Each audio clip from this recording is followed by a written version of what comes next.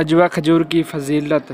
حضرت عبداللہ بن عباس رضی اللہ تعالیٰ عنہما سے روایت ہے، کانا احب التمرائی رسول اللہ صلی اللہ تعالیٰ علیہ وسلم الاجوۃ، یعنی رسول اللہ صلی اللہ تعالیٰ علیہ وآلہ وسلم کو تمام قسم کے کھجوروں میں اجوا کھجور زیادہ پسند تھی۔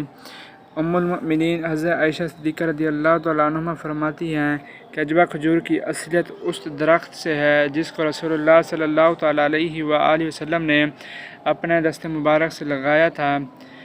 حدیث نمبر 3، اجوا جنت کی کھجوروں میں سے ہے اور یہ زہر کا تریاق ہے۔ حدیث نمبر 4، سرکار مدینہ صلی اللہ تعالیٰ علیہ وآلہ وسلم نے فرمایا، جو شخص 7 عدد اجوا کھجور نہار منہ صبح کو کھائے اس پر زہر اور جادو اثر نہ کرے۔